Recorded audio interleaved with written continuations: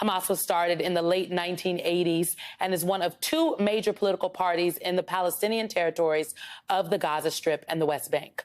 Now, dozens of countries, including the United States, have designated Hamas a terrorist group because of its armed opposition to Israel. So, Ravi, Hamas governs more than 2 million Palestinians in the Gaza Strip. But I think it's important to note that this group should not be confused with the Palestinian Authority. Can you just lay out the differences between the two and, frankly, why those differences are critical in a moment like this? I mean, the key thing really is if Fatah, which is part of the PLO, as you mentioned, if that is secular, if it believes in negotiations, and if it recognizes Israel, then Hamas is not any of those things. Hamas is Islamist.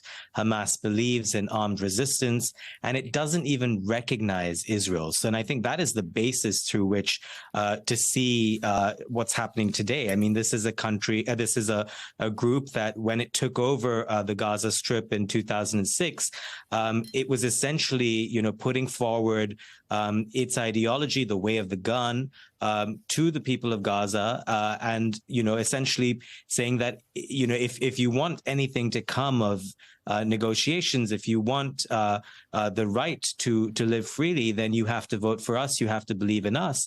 And it's been run by Hamas ever since then, but they don't even recognize Israel. And that is the key difference here, where you have one territory, Gaza, which is run by a group that is seen by many countries around the world, the European Union and the US, as a terrorist group, and another, Fatah, which runs the West Bank, which is seen as corrupt, which is seen as ineffective, and which has clearly failed to advance its agenda of negotiations. So, Ravi, the word unprecedented has been used to describe this attack. I've used it many times just within the hour here.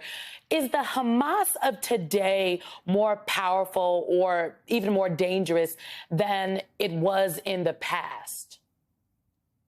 I think, in short, today proves that it has built a capability that has shocked people in Israel. It has shocked, I think, the intelligence community the world over.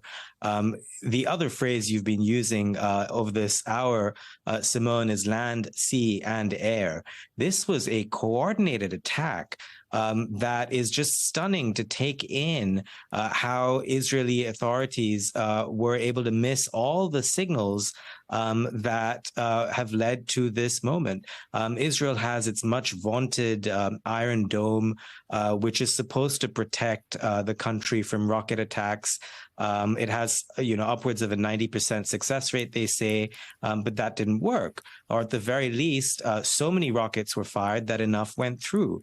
But then you have the scenes of Hamas militants coming in on gliders, even by air, and then coming in by ground and holding up large parts of territory that they're now in and occupying even right now. This is all unprecedented. It is all stuff that I think Israelis may have had nightmares about, but clearly didn't feel was imminent in any way, shape, or form.